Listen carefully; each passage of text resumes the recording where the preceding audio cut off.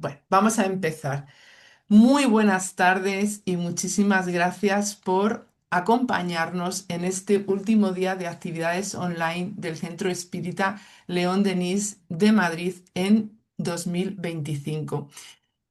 Cerramos el año pues con la satisfacción del trabajo bien hecho, al menos realizado con la mejor voluntad. Y como colofón, este viernes de diciembre pues nos acercaremos a Kardec de una manera muy especial, conociendo las circunstancias que rodearon su entrega a la causa que hoy nos une. El afán de estudio de este centro espírita pues dirige nuestra labor. Buscamos aprender cada día un poquito más y siempre estamos abiertos al análisis, a la reflexión, al discernimiento y, por supuesto, a absorber todo conocimiento que llegue desde la experiencia. Y es por esta razón que pedimos a David Santamaría que nos honrase con su presencia y su saber. Su larga trayectoria, sencillez y trabajo espiritual le preceden y estamos inmensamente agradecidas de poder contar con él esta tarde, hablando de un tema tan complejo y necesario desde nuestro punto de vista. Muchísimas gracias, David, por estar aquí con todos nosotros en un hogar espírita que te abre sus puertas para siempre. Nuestra gratitud, David. Antes de que comiences tu conferencia, vamos a pasar a nuestra querida amiga Sara para que haga una pequeñita lectura y luego te presentaremos convenientemente y disfrutaremos pues de esta tarde junto a ti. Gracias. Muchas gracias, Rosa. Bueno, buenas tardes a todos. A modo de armonización, voy a compartir una lectura del libro Viaje Espírita en 1862 de Allan Kardec, que se encuentra en el apartado Discursos pronunciados en las reuniones generales de los espíritas de Lyon y de Burdeos, ítem tercero. Esta lectura concretamente es un extracto del discurso pronunciado por Allan Kardec y dice así: Queridos hermanos espíritas, vengo a señalaros el camino, a haceros ver el objetivo. Puedan mis palabras, en su impotencia, haberos hecho comprender su grandeza. Sin embargo, otros han de venir después de mí que os la mostrarán también, y cuya voz, más poderosa que la mía, tendrá para las naciones la viva resonancia de la trompeta. Sí, hermanos míos, pronto habrán de surgir entre vosotros espíritus mensajeros de Dios, encargados de establecer su reino sobre la faz de la tierra, y los reconoceréis por su sabiduría y la autoridad de su lenguaje. A su voz, los incrédulos e impíos se llenarán de espanto y estupor, y se inclinarán ante ellos, pues no se atreverán a tildarlos de locos. No podría yo, hermanos, revelaros lo que el futuro os está preparando, pero cerca se hallan los tiempos en que todos los misterios serán develados para confusión de los embusteros y glorificación de los buenos. En el ínterin, revestíos del manto blanco, aplacad las discordias, ya que éstas pertenecen al reino del mal, que está tocando a su fin. Séanos posible fusionaros en una misma y única familia y daros mutuamente desde lo hondo del corazón y sin cálculo premeditado el nombre de hermanos. Si hay entre vosotros disidencias, causa de antagonismos, si los grupos que deben marchar todos hacia una meta común estuvieran divididos, lo lamento, pero no me preocupo por los motivos de esto, ni analizo quién haya podido cometer los primeros errores, sino me pongo, sin vacilar, del lado del que tenga más caridad, esto es, más abnegación y auténtica humildad, pues aquel a quien falte la caridad estará siempre equivocado, aun cuando le asista cualquier especie de razón, ya que Dios no aprueba al que llama a su hermano raca. Bueno, qué extraordinario mensaje de nuestro querido maestro Kardec. sin duda un gran ejemplo a seguir para todas las personas que estudiamos e intentamos integrar en nosotros la doctrina espírita, porque si verdaderamente deseamos dirigirnos hacia esa meta común, pues no podemos sino cultivar la benevolencia para instalar entre nosotros la fraternidad y la unión verdaderas. Bueno, ahora Valle va a presentar a nuestro querido invitado, David Santamaría. Muchas gracias. Gracias, Sara, cariño. Lo voy a presentar yo a nuestro querido invitado.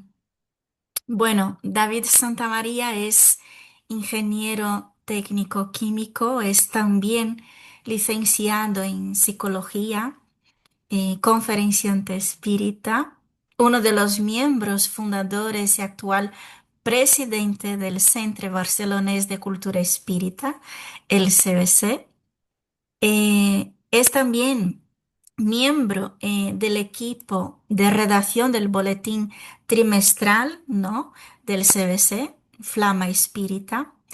También colabora en la revista de Cultura Espírita Evolución y en la revista digital Visión Espírita. Es delegado del CEPA, Asociación Espírita Internacional, y también autor del libro La inmortalidad del alma, de la colección Libre Pensamiento, Espiritismo para el siglo XXI de CEPA.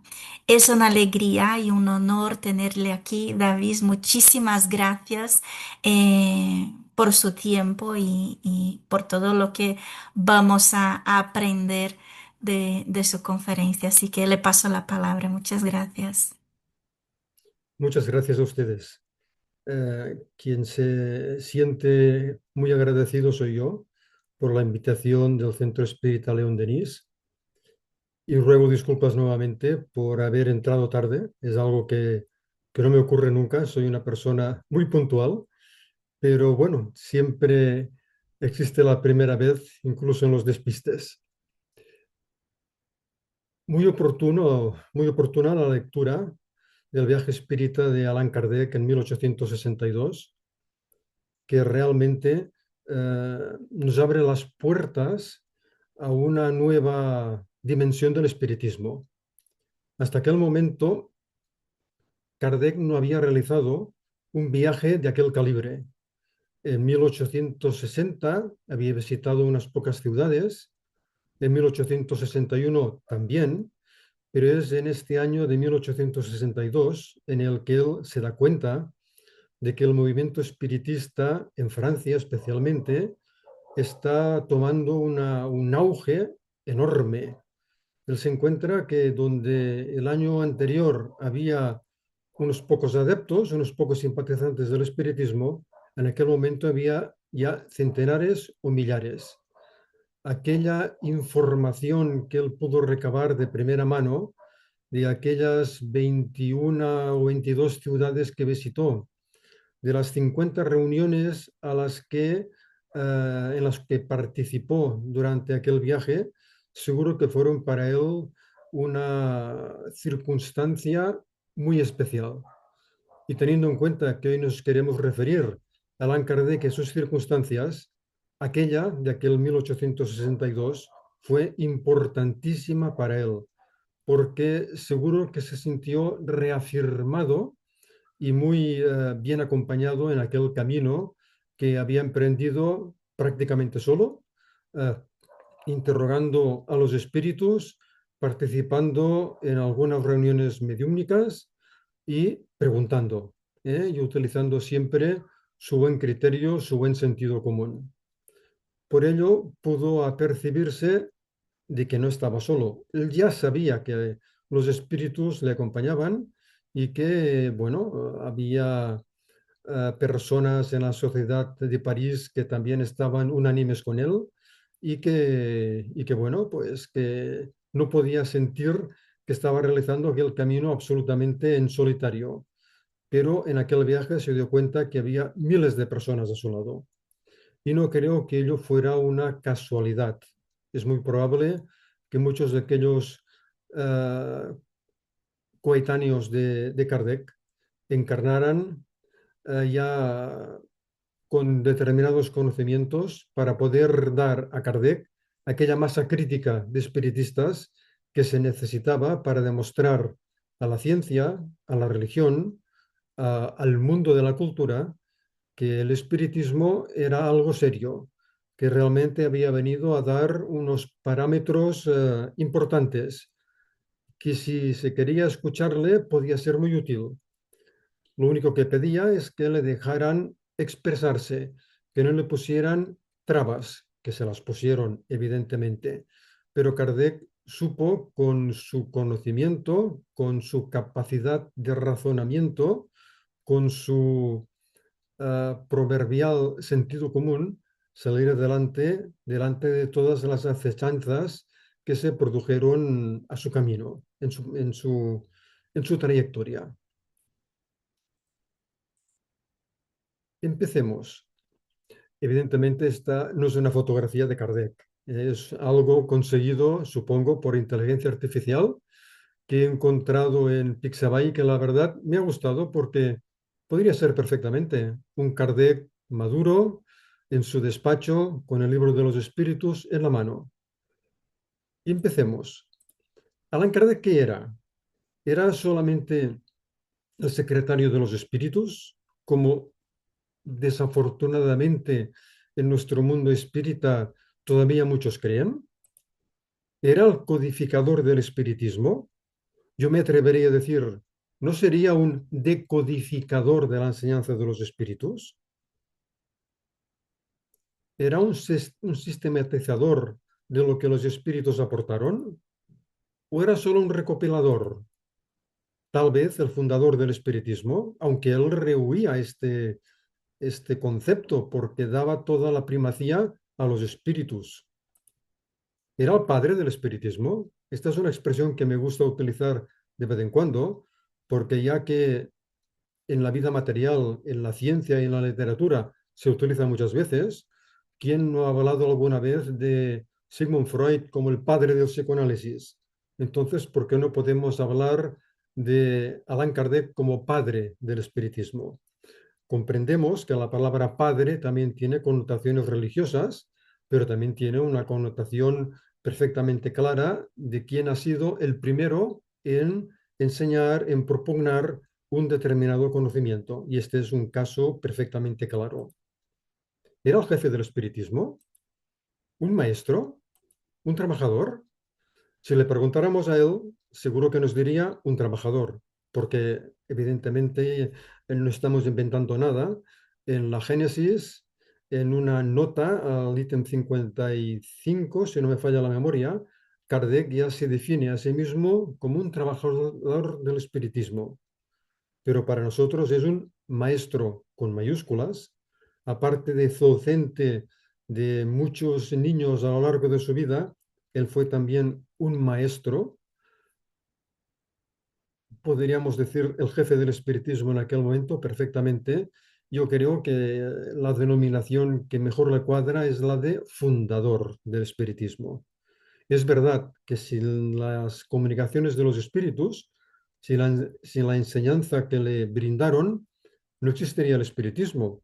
Pero también es cierto que si no hubiera habido un Kardec, si no hubiera existido él para sistematizar, para decodificar, para recopilar, para explicar, para exponer, para conformar en tan pocos años como tuvo un edificio doctrinal filosófico sólido, muy sólido.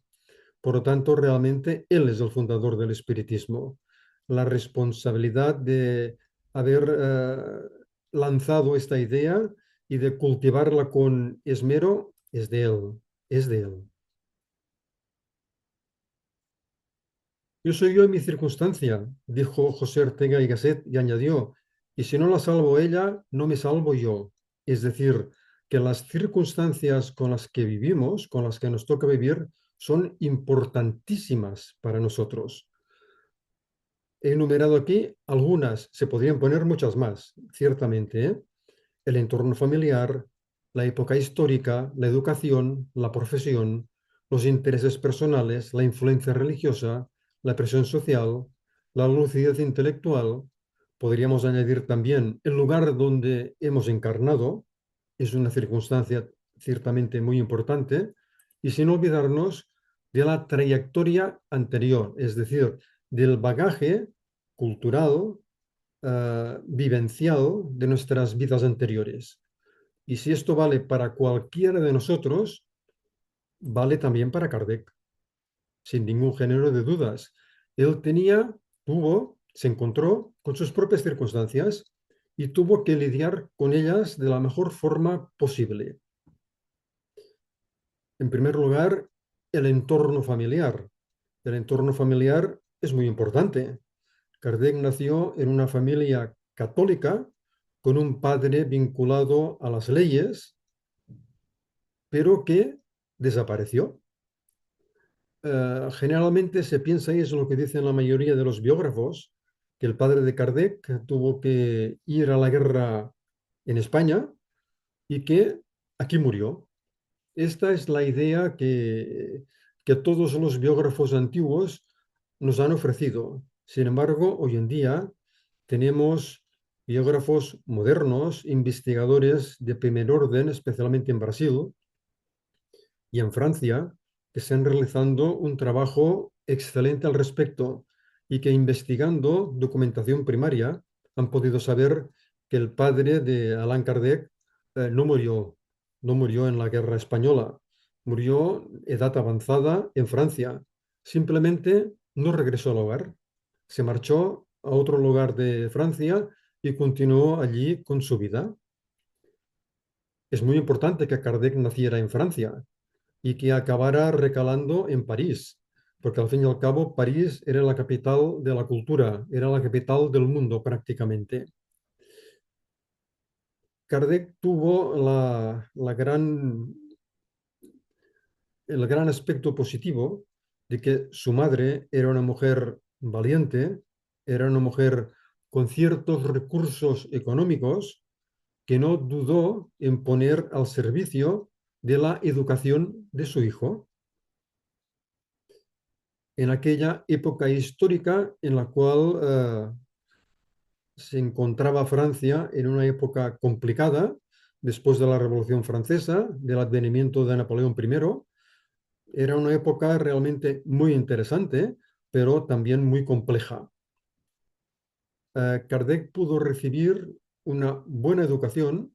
No se sabe nada de su educación temprana, es decir, cuando era un niño de 5, 6, 7 años. No sabemos a qué liceos franceses pudo acudir ni qué educación recibió. Solo sabemos que a los 10, 11 años regaló en Yverdon, acompañado de su madre. Siempre habíamos tenido la idea de que el joven Rivail había ido a Yverdon solo, pero no. Su madre, que tuvo que venderse algunas tierras para poder pagar la educación de su hijo en Yverdon, que transcurrió más o menos entre 1815 y 1820. Entonces, Kardec adquirió unos conocimientos excelentes. Seguramente Yverdon, donde estaba el gran Juan Enrique Pestalozzi, era la mejor institución para enviar a un joven a estudiar en aquel tiempo, porque Pestalozzi tenía unas ideas absolutamente revolucionarias en cuanto a la educación. No solamente era cuestión de memorizar textos, cifras y lugares, no. Era cuestión de entender, cuestión de vivir, cuestión de acercarse a la educación con la mente abierta. Y evidentemente lo hizo muy bien Pestalozzi, porque su sombra sigue siendo muy alargada y no hace tanto tiempo, en el siglo pasado, pues personas como María Montessori, que siguieron con aquel estilo de enseñar y en un lugar totalmente diferente, con un sentido distinto. Rudolf Steiner, que fue quien diseñó las escuelas Waldorf, que siguen con un estilo muy parecido al de Pestalozzi. Por lo tanto, la sombra de aquel gran hombre es muy alargada, como también lo es la de Allan Kardec. Allan Kardec, su profesión fue finalmente director de institución y director de internado. Y para ello tuvo que estudiar forzosamente, aunque no haya una documentación que lo avale, pero forzosamente por ley tuvo que graduarse como bachiller en ciencias y letras, porque si no, no hubiera podido ser ni jefe de institución ni director de internado, como él realmente fue en, durante toda su vida hasta que tuvo que dejarlo por determinadas situaciones de la época y dedicarse a otros menesteres y encontrar el espiritismo. Kardec tenía muchos intereses personales. Prácticamente nunca habíamos llegado a saber que Kardec era realmente un emprendedor, porque hizo muchas cosas diferentes, ¿eh? Era un inventor, y es una cosa que esto generalmente no sabíamos. Inventó varios artilugios, entre ellos un medidor de parámetros del viento y un sistema de desalinización. Sorprendente, ¿verdad? Pero totalmente real. Kardec fue un hombre realmente adelantado a su tiempo a este respecto. Trabajó en bancos, trabajó en teatros, tuvo una agencia dramática. Cuando digo dramática, quiero decir de actores. Eh, Fue contable, escritor, profesor y participó en varias sociedades eruditas. La influencia religiosa que incidía en él era ciertamente el catolicismo por un lado y el protestantismo por otro. Él nace en un país totalmente católico y se educa en un país protestante. Seguramente esto a él le fue de grandísima utilidad, poder comprobar cómo se vivía, cómo se enseñaba la religión en un contexto y en el otro. Hay algunos estudiosos que piensan que la gran ilusión de Kardec, y creo que no andan descaminados, era realmente que el espiritismo pudiera llegar a facilitar una conjunción, una reunión de las diferentes religiones. En su tiempo, especialmente ya como Allan Kardec, tuvo que soportar una gran presión social, que tampoco era algo nuevo para él, porque ya se encontró en los últimos años de su etapa docente con que las leyes de Francia otorgaron una gran capacidad de gestión a las escuelas religiosas en detrimento de las escuelas laicas. Y él, como otros directores de institución, prefirieron dejar la docencia y dedicarse a otros aspectos. Tuvo una gran lucidez intelectual y esto nos lo demuestra a cada paso con la lógica y la capacidad de razonamiento que nos ofrece en todos sus comentarios sobre las aportaciones de los espíritus. Un aspecto a resaltar, y es que nos han llegado hasta nuestros días a través de múltiples biografías antiguas unas ideas que están fuera de lugar.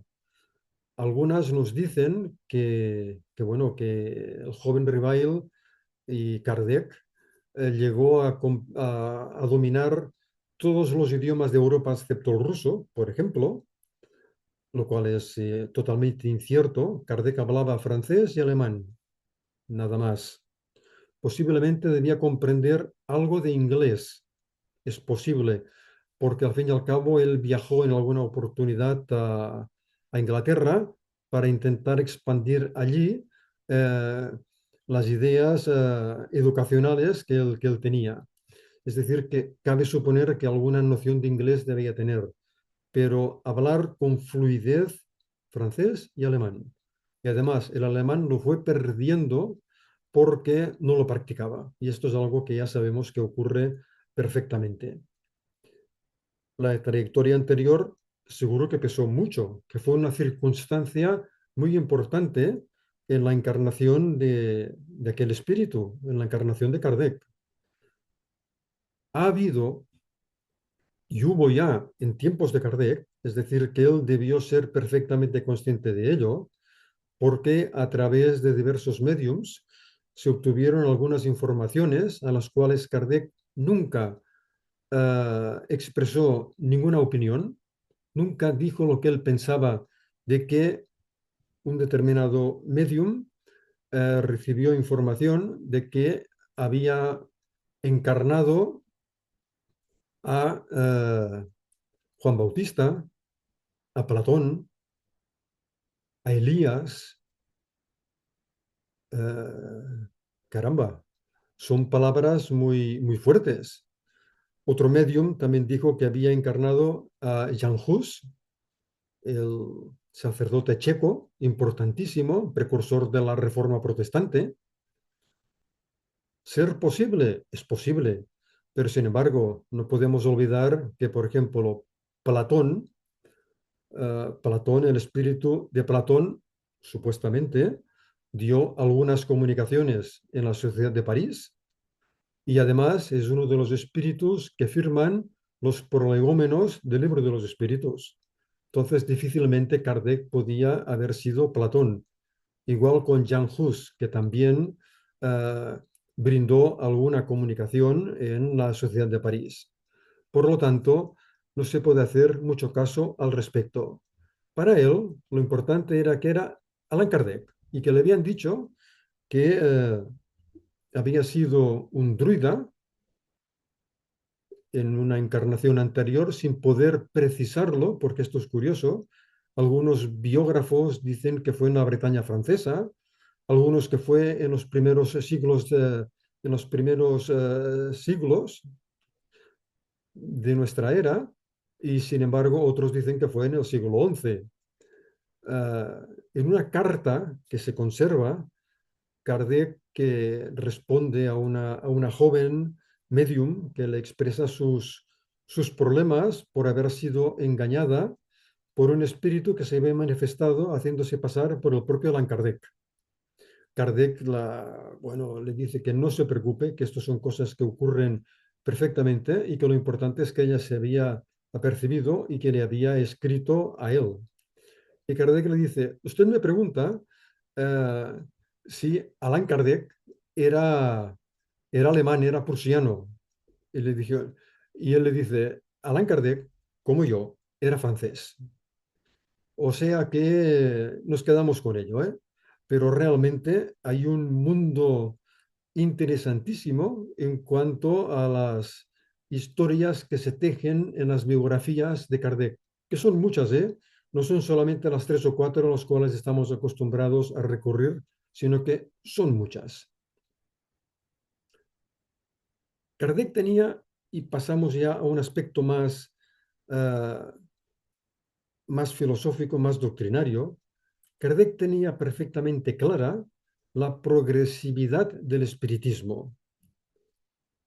Sin embargo, los hay, como aquellos que creen que Kardec era solamente el secretario de los espíritus, los hay que piensan que el espiritismo quedó perfectamente terminado, acabado, solo hacía falta ponerle un lacito, podríamos decir, con el trabajo de Kardec, y que allí ya no había nada más, que los libros que él presentó eran la total realidad del espiritismo. Sin embargo, el propio Kardec, en una Revue Spirit de junio de 1865, nos dice, por otra parte, digamos que el espiritismo, y esto es un artículo que Kardec tituló Informe sobre la caja del espiritismo, presentado en la Sociedad de París el 5 de mayo de 1865 por el señor Allan Kardec. En ese informe, Kardec rebatía a todos los que le acusaban de ser millonario a costa del espiritismo y de tener muchísimas posesiones. Entonces él se defendió. Y en este artículo encontramos este párrafo. Digamos que el espiritismo se encuentra aún en estado de esbozo. Estamos en 1865 y que no ha dicho su última palabra. Se han presentado sus principios generales, pero apenas vislumbramos sus consecuencias, o mejor podríamos decir, desde nuestra perspectiva, que apenas comprendemos realmente todas las consecuencias del espiritismo. Sigue Kardec diciéndonos que todavía no son ni pueden ser definidas con precisión. Hasta ahora no es más que una doctrina filosófica cuya aplicación a las grandes cuestiones de interés general es necesario aguardar. Solo entonces muchas personas comprenderán su verdadero alcance y su utilidad y podrán pronunciarse con conocimiento de causa. Es decir, que para Kardec el espiritismo, la filosofía espiritista en 1865 no estaba terminada, no había aportado todo lo que podía aportar. Era una filosofía realmente progresiva y progresista. En 1868, en la Revue Spirit, Kardec nos ofrece la constitución transitoria del espiritismo, que era su idea de cómo tenía que organizarse el espiritismo a partir de ese año, en el cual él pretendía jubilarse de la Sociedad de París y quedarse únicamente con la edición de la Revue Spirit y con sus estudios particulares, nada más. Y trazó todo un esquema de cómo tenía que constituirse un comité central, que es quien tendría la responsabilidad de los estudios posteriores sobre espiritismo. Pero ya no hubo tiempo. A los 3 meses de la aparición de este número de la Revue Spirit, Kardec desencarnó. Y nos dice que la doctrina no se debe inmovilizar en el presente. Apoyada exclusivamente en las leyes de la naturaleza, no puede variar más allá de lo que admiten esas leyes, pero si una nueva ley fuera descubierta, deberá ajustarse a ella. Y no le corresponde cerrar la puerta a ningún progreso, so pena de dar lugar a su propia ruina. En la medida en que asimile todas las ideas reconocidas como justas, sea cual fuere el orden al que pertenezcan, físicas o metafísicas, jamás será superada. Y eso constituye una de las principales garantías de su perpetuidad. Evidentemente, si el espiritismo se mantiene al lado de la ciencia, nunca será superado. Y no creo que ello constituya una garantía de su perpetuidad, porque es muy probable que llegue un momento en que los postulados espiritistas formen parte ya del acervo cultural de la humanidad. Que nadie discuta en el momento que nadie discuta sobre la reencarnación, sobre la mediunidad, sobre la ley de causa y efecto, etcétera, etcétera, el espiritismo puede diluirse perfectamente dentro de ese contexto cultural y pasar a ser recordado como aquella filosofía que tanto tiempo atrás ya enseñaba todas estas realidades. Hace poco tiempo, en 2019, relativamente poco tiempo, solo 6 años, se publicó un libro en Brasil titulado Los libros de los espíritus. El autor es el ingeniero Luis Jorge Lira Neto, que está haciendo un trabajo muy interesante de estudio sobre las diversas obras de Kardec y la evolución del pensamiento de Kardec. Muchas veces podemos tener la idea equivocada de que con la segunda edición del Libro de los Espíritus, ahí se termina todo lo que Kardec aporta a esa obra, y sin embargo esto no es así. Kardec, en vida, realizó 16 ediciones del Libro de los Espíritus. La 13ª, la de 1865, es la definitiva, porque a partir de esta, él no produce ningún cambio, no añade ni omite nada, es la definitiva. Los cambios más abundantes ciertamente se dieron en la segunda edición, la de 1860, pero cambios tan importantes de los que muchas veces no somos realmente conscientes.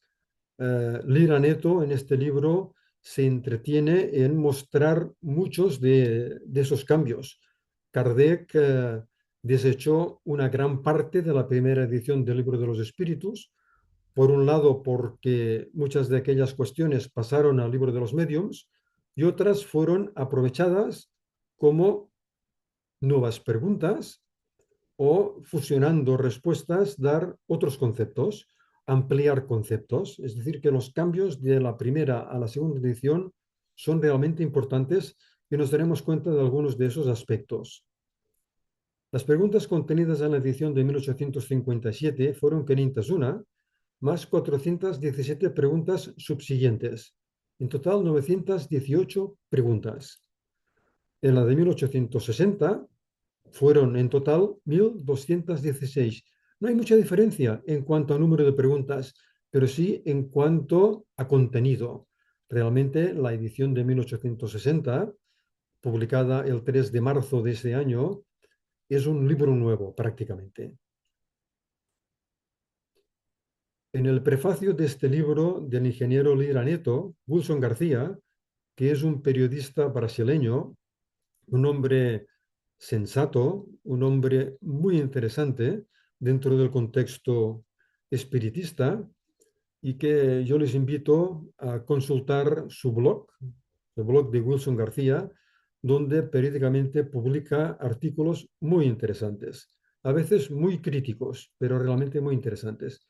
Y Wilson nos dice, aquellos que tuvieran la paciencia de acompañar al autor, a Leira Neto, se van a enfrentar con el hecho de que la doctrina espiritista no surgió acabada, y menos aún fue la resultante de las informaciones de los espíritus únicamente. Percibirán que Kardec tuvo una participación fundamental en su desarrollo, siendo mucho más que un simple transmisor de pensamientos ajenos, aunque estos pensamientos tengan por origen los espíritus superiores. Es decir, que la participación de Kardec fue fundamental y esto es algo en lo que estoy absolutamente de acuerdo. Sin embargo, me gustaría matizar este último punto que nos ofrece Wilson García cuando nos dice que estos pensamientos tienen por origen los espíritus superiores.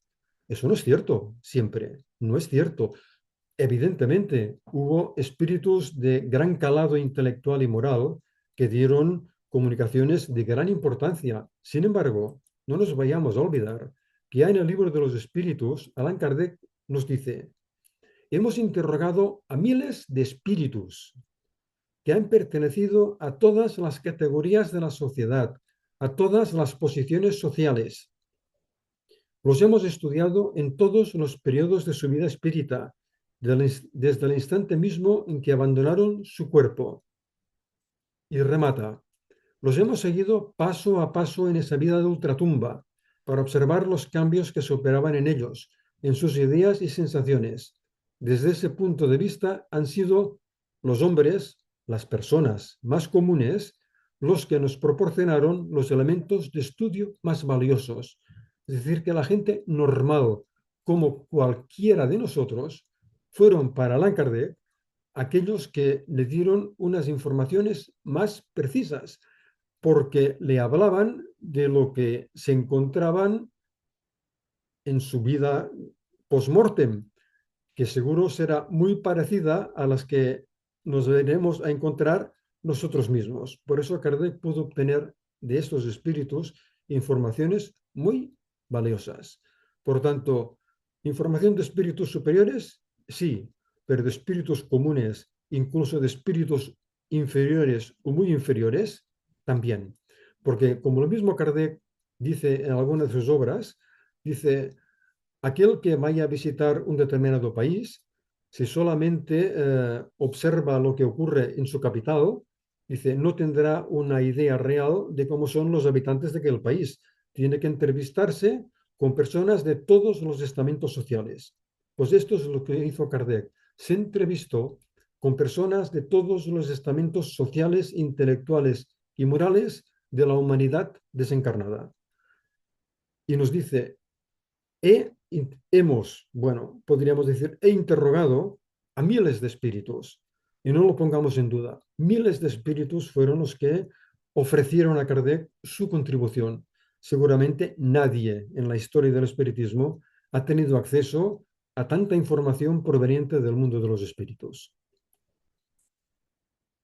Vamos a examinar ahora algunos cambios promovidos por el propio Kardec en esa sucesión de nuevas ediciones del Libro de los Espíritus. Empecemos por todos estos aspectos están en el libro del ingeniero Leira Neto.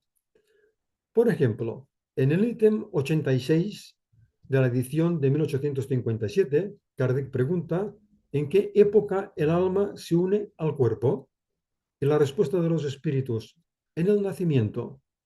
Caramba, seguro que Kardec se debió quedar un poco sorprendido con esta respuesta, porque en la segunda edición del Libro de los Espíritus, y antes ya en qué es el espiritismo, él ya indica que la unión comienza en la concepción, pero solo se completa en el instante del nacimiento. Es muy diferente, ¿eh? Es absolutamente diferente, porque si el alma se une al cuerpo en el nacimiento, como decía en la primera edición, no habría ningún tipo de problemática en aceptar el aborto. Ningún tipo de problemática. Si no hay espíritu, no hay problema. Sin embargo, supongo que tanto Kardec como los espíritus se dieron cuenta de que esa respuesta había que matizarla rápidamente. En la pregunta 104 de la primera edición, antes del nacimiento el alma aún no está ahí. No hay unión entre el alma y el cuerpo. El 1860, ítem 136. Antes del nacimiento no hay todavía una unión definitiva entre el alma y el cuerpo. El tema es muy diferente, ¿eh? No es lo mismo. No hay una unión definitiva, pero hay una unión, hay un lazo de unión. La encarnación, le dicen los espíritus a Kardec, se concreta totalmente en el momento del nacimiento. Otra pregunta, la 106 de la edición de 1857. ¿La separación del alma y el cuerpo se opera instantáneamente? Es decir, cuando se produce la muerte. Sí, huye como una débil paloma perseguida por un buitre. Bueno, esto sería una bicoca, sería fantástico, ¿no? Pero tampoco sería muy lógico que las personas correctas, ah, que han intentado hacer las cosas lo mejor posible, que han sido sanas, lo más sanas posible moralmente, tendrían la misma circunstancia de poder desapegarse del cuerpo rápidamente como los malvados, como los criminales, como aquellos que han tenido durante toda su vida un gran apego al cuerpo físico y a todo lo que representa el mundo material. No es lógico, evidentemente, ¿eh? En 1860, en el ítem 155, la respuesta es distinta. No, el alma se desprende gradualmente. No se escapa como un pájaro cautivo que ha sido devuelto súbitamente a la libertad. Y insisto que estas respuestas matizadas, muy bien matizadas, se dan en 1860, pero en 1859, cuando Kardec publica qué es el espiritismo, ahí ya se reflejan también estos conceptos ya rectificados. En 1857, Kardec pregunta, ¿el alma al abandonar el cuerpo toma conciencia inmediata de sí misma? Conciencia inmediata, es decir, perfectamente consciente de su estado, sea un malvado o sea una persona moralmente elevada. Sin embargo, en 1860 ya nos dice que la conciencia inmediata, esta expresión, no es la expresión adecuada. El alma permanece algún tiempo en estado de turbación. Ahí sí, ahí queda perfectamente definido. Después nos haremos alguna pregunta de por qué se pudieron dar esas respuestas en la primera edición. Ítem 145 de la edición de 1857. Entonces, ¿todas las tribulaciones que experimentamos en la vida habrían sido previstas y escogidas por nosotros mismos? Fijémonos, todas las tribulaciones. Sí. Respuesta taxativa, sí. En 1860 reformula la pregunta. Si el espíritu elige la clase de pruebas que deberá sufrir, ¿Se sigue de ahí que todas las tribulaciones que experimentamos en la vida fueron previstas y elegidas por nosotros?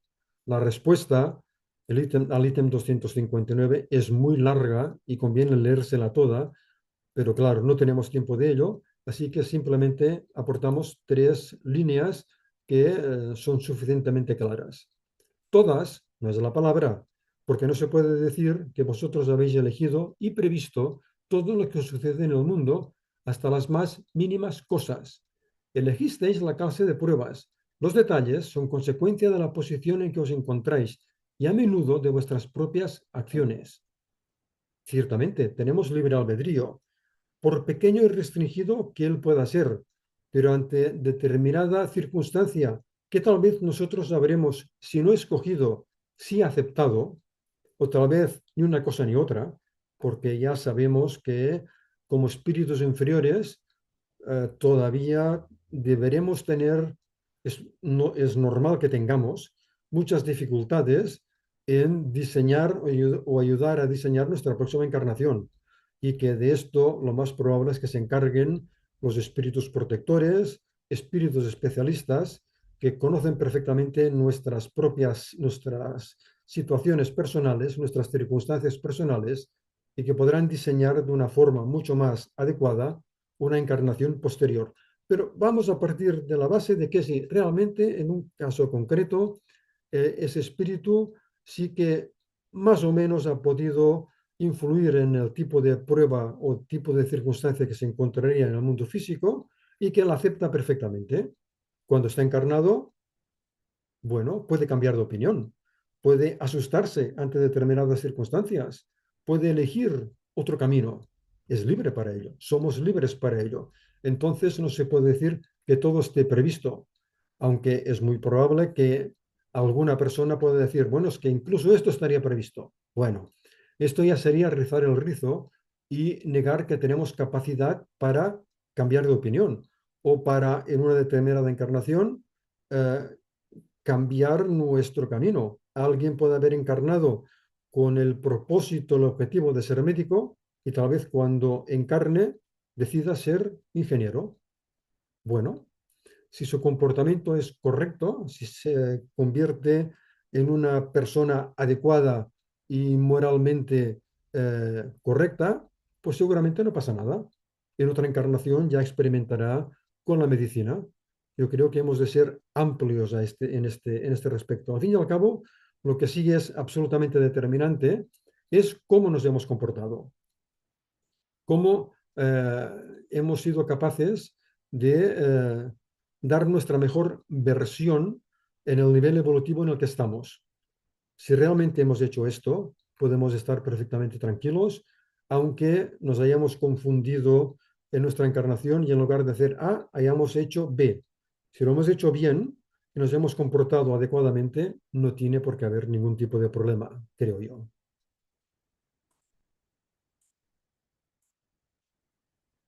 Ya centrándonos solamente en la edición de 1860, la segunda. En el ítem 218, Kardec dice, entonces debe haber una gran conexión entre dos existencias sucesivas. En aquella edición, la segunda, dice, no siempre es tan grande como crees, pues las situaciones suelen ser muy diferentes y es posible que en el intervalo el espíritu haya progresado en ese intervalo entre dos encarnaciones, que es un periodo muy importante para los espíritus, porque puede ser relativamente corto o muy largo o extremadamente largo. En ese intervalo, ese tiempo tiene que ser aprovechado para aprender, para reflexionar, para tomar buenas resoluciones, para prepararse para la próxima vida. Por eso es muy importante. El cambio que aquí promueve Kardec es mínimo en esta pregunta. Simplemente la palabra espíritu la pone en mayúscula. Nada más. Pero es importante. Muchas veces, y confieso que yo caí en ese fallo hace tiempo, en leyendo el libro de los espíritus, sí que me sorprendió al principio que Kardec escribía espíritu con mayúscula y a veces con minúscula. Dices, pero ¿y esto por qué? Hasta que finalmente, leyendo autores con más conocimiento que yo, eh, se llega a la conclusión, porque Kardec nos lo dice, que cuando habla de espíritu con mayúsculas se refiere a nosotros, espíritus, ¿eh? Y cuando habla de espíritu en minúscula se refiere al principio inteligente. Por lo tanto, ahí hay una gran diferencia. Kardec se dio cuenta que en esa segunda edición se había confundido en esa palabra, o había un error tipográfico, perdón, y cambió. En la cuarta edición cambió esa letra, simplemente esa letra. En la segunda edición de 1860 dice, ¿las plantas tienen conciencia de su existencia? La respuesta original era, no, pues no piensan, solo tienen vida orgánica e intuitiva. En la octava edición, el e intuitiva desaparece, solo tienen vida orgánica. Y aquí se da una circunstancia curiosa, porque hoy en día es probable que Kardec tendría dudas de si dejar esa condición de e intuitiva, porque hoy en día se hacen unos estudios sobre las plantas que son realmente sorprendentes, como si tuvieran una sensibilidad superior a la que realmente estábamos acostumbrados a pensar que tenían. Pero esto ya es otra historia, ¿eh? Una actualización más, promovida por otro autor, Durval Champoni, también brasileño, que en su obra Perispíritu y Cuerpo Mental, que es muy interesante, y esta se puede conseguir fácilmente a través de Internet. Hay una versión en PDF y nos señala que en la pregunta 138 de la primera edición, Kardec pregunta, ¿es el perispíritu parte integrante e inseparable del espíritu? No, el espíritu puede desprenderse de él, se responde allí. Y Kardec ya no dice nada más en el libro de los espíritus, en las subsiguientes ediciones. Sin embargo, en qué es el espiritismo, sí que nos dice, y voy directamente a lo subrayado, dice, como que no podemos concebir al principio inteligente totalmente aislado de la materia, ni el perispíritu sin que esté animado por el principio inteligente. De estas dos líneas podemos deducir que para Kardec el perispíritu era una parte integrante e inseparable del espíritu. En el libro de los médiums, ahí lo remacha. Por el momento, y para no anticipar los hechos que más adelante relataremos, nos limitaremos a decir que sea durante su unión con el cuerpo o bien después de haberse separado de él, el alma nunca está separada de su perispíritu. Bueno, este es un tema que daría para otra conferencia, porque realmente Kardec no tenía esta noción tan firme como aquí vemos. Recordemos, por ejemplo, el ítem 94 de la segunda edición del Libro de los Espíritus. Allí se dice que un espíritu cuando pasa, un espíritu desencarnado, cuando pasa de un mundo a otro, cambia de perispíritu con la rapidez de quien se quita un abrigo y se pone otro. Es instantáneo, es decir, que el espíritu puede removerse, puede cambiarse con toda facilidad. No es una parte integrante e inseparable del espíritu, siempre el mismo periespíritu. Esto es algo interesante a tener en cuenta, ¿eh? Sin duda. Esta pregunta 121 de la segunda edición, la definitiva de 1860 del Libro de los Espíritus, de por qué algunos espíritus han seguido el camino del bien y otros el del mal. En algún otro momento se dice que algunos espíritus han seguido desde el principio el camino del bien y desde el principio el camino del mal. La respuesta, ¿acaso no tienen libre albedrío? Dios no creó espíritus malos, los creó simples e ignorantes, es decir, con tanta aptitud para el bien como para el mal.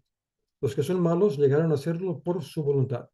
Sin embargo, Kardec insiste en algún otro momento que en algún otro ítem, cómo es posible que espíritus recién creados pueden tener la más mínima noción de lo que es el bien y de lo que es el mal. Entonces, los espíritus le comentan a Kardec que allí ya intervienen también desde el mundo espiritual y que Dios vela por ellos, pero no es una respuesta realmente que dilucide esta cuestión. Si nos crea Dios simples e ignorantes, al principio no podemos tener ninguna noción de lo que es el bien y de lo que es el mal. Más bien nos equivocaremos que no haremos las cosas bien y si las hacemos bien, casi será por casualidad. Más adelante, en una revista Spirit de enero de 1864, dice Kardec, en una sección titulada Cuestiones y preguntas: ignoramos absolutamente en qué condiciones ocurren las primeras encarnaciones del alma. Bueno, esto ya es otra cosa, ¿eh? Y voy al siguiente trecho resaltado. Lo que también sabemos es que el libre albedrío solo se desarrolla poco a poco y después de numerosas evoluciones en la vida corporal. Por lo tanto, no es después de la primera ni de la segunda encarnación que el alma adquiere una conciencia bastante clara de sí misma para que sea responsable de sus actos. Tal vez eso ocurra después de la centésima o de la milésima encarnación. Esto es totalmente diferente, ¿eh?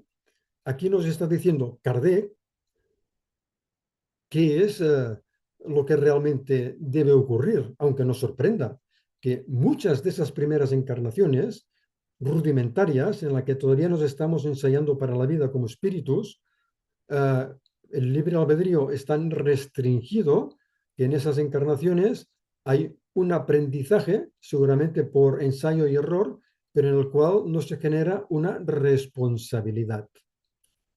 Y terminamos con el párrafo. Durante largos periodos, el alma encarnada es sometida a la influencia exclusiva de los instintos de conservación.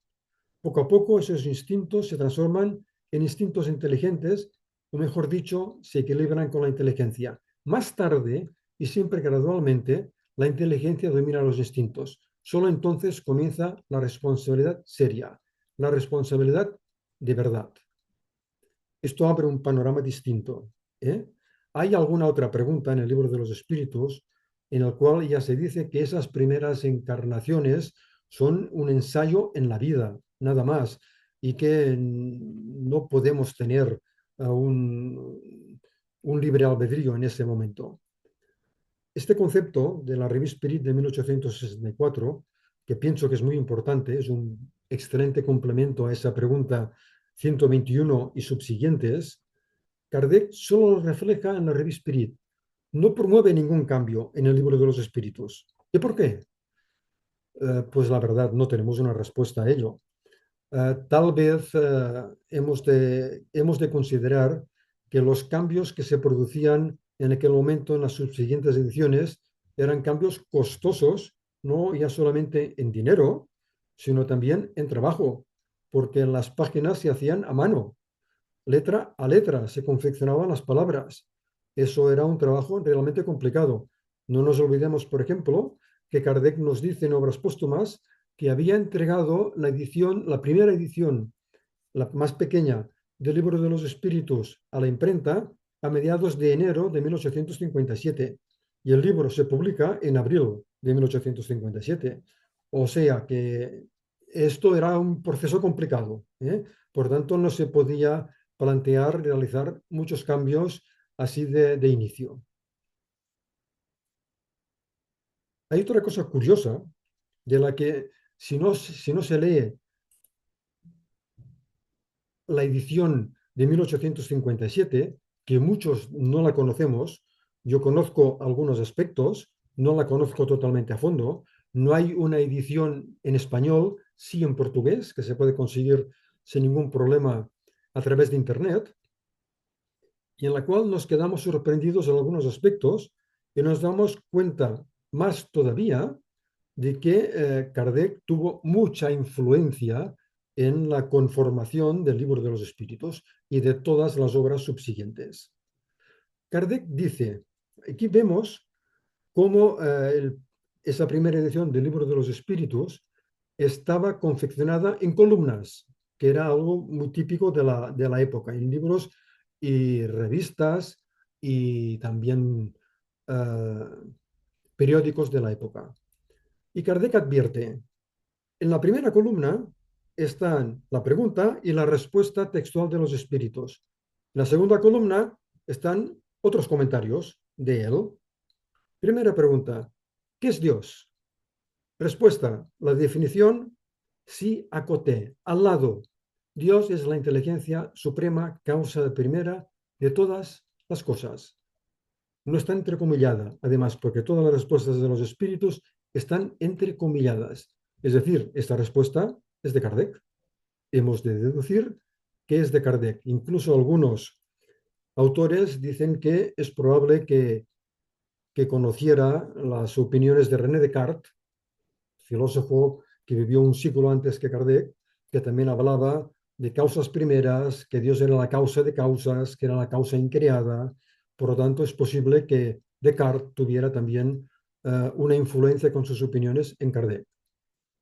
Es muy probable que después de esa primera edición de los espíritus, del libro de los espíritus, cuando Kardec ya publica la segunda y coloca esta respuesta como respuesta de los espíritus, seguramente debió recibir en el interín, en ese intervalo de 3 años, la confirmación por parte de los espíritus de que esa respuesta era correcta, era adecuada.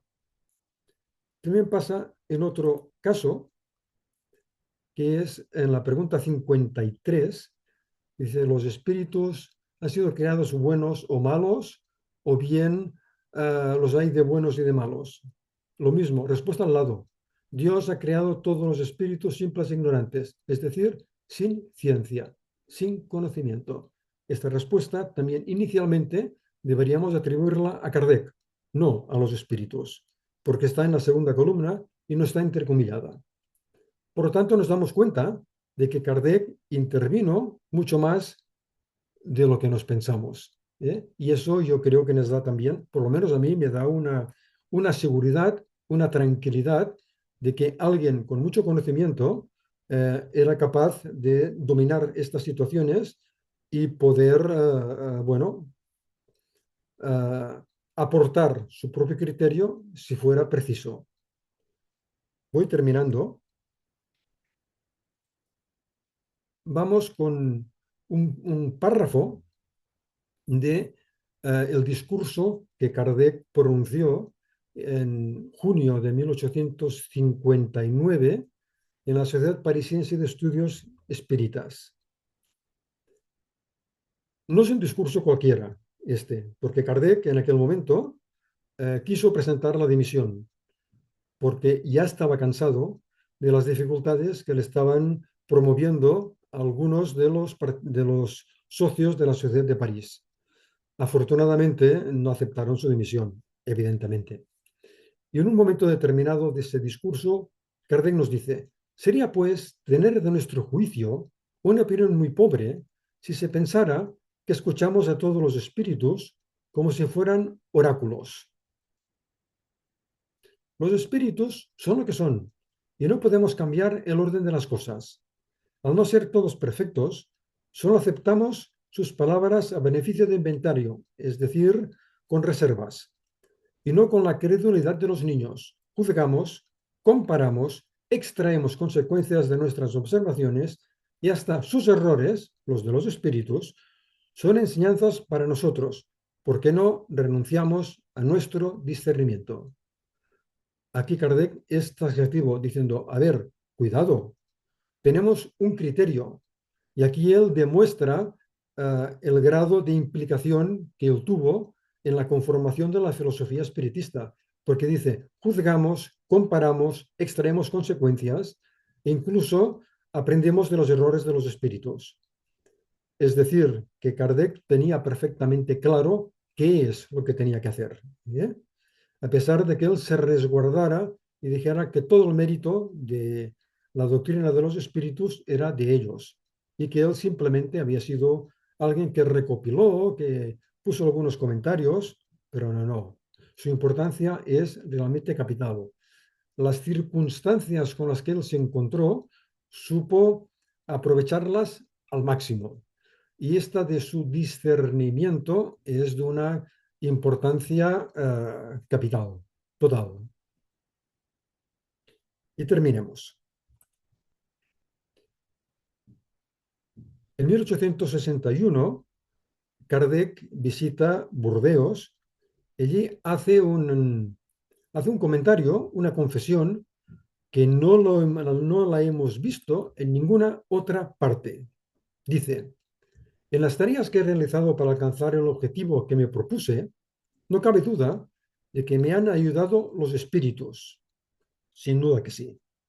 Como ellos mismos me lo manifestaron en varias ocasiones, pero sin el menor indicio exterior de mediumnidad. Así pues, no soy medium en el sentido vulgar de la palabra. Y hoy comprendo que es una felicidad para mí que así sea. Kardec, como mucho y como muchos, sería un medium de inspiración, al que los espíritus podían inspirarle determinados contenidos, determinados conceptos, determinadas opiniones. Pero Kardec lo redactaba, lo trabajaba, lo estudiaba a su aire, según su propio criterio. Realmente, si él hubiera sido medium, hubiera tenido muchas dificultades, por el motivo siguiente. Con una mediumnidad efectiva, yo solo habría escrito bajo una misma influencia. Habría sido inducido a no aceptar como verdad más que lo que se me hubiera transmitido, y tal vez injustamente, mientras que debido a mi posición era conveniente que yo disfrutase de una libertad absoluta para tomar lo bueno donde quiera se encontrase y de donde proviniera. Evidentemente, Kardec tenía toda la libertad del mundo para rechazar lo que fuera y para tener criterio. Ya he mencionado en algunas de mis conferencias una circunstancia curiosa, y es que Kardec en 1863, si no recuerdo mal, publica un artículo en la revista Spirit en el cual dice que tiene encima de la mesa 3.600 comunicaciones de espíritus que ha recibido de sus corresponsales de todo el mundo. Dice, si tuviera que publicarlas todas, no tendríamos ninguna posibilidad, porque ocuparían ellas solas uh, prácticamente todo un año de la revista Spirit. Dice, pero de estas 3.600 comunicaciones, ¿cuántas valen la pena? Dice, apenas 300. El resto no tienen importancia. Estas 300 son correctas, no destacan, pero son correctas, no dicen ningún disparate. Pero de todas ellas, solamente 100 aportan algo realmente positivo. Es decir, que de 3.600 pasamos a 100. ¿Quién rechazó las otras 3.500? Kardec, evidentemente. Kardec, porque en aquel momento él era quien centralizaba toda la gestión del espiritismo y es lo que él quería dejar atrás. Él quería pasar a un segundo plano, pero ya no tuvo tiempo. Y termino con este último párrafo. He logrado, pues, hacer una selección de las diversas enseñanzas sin prevención y con absoluta imparcialidad. Vi, estudié y observé mucho, pero siempre con la mirada impasible.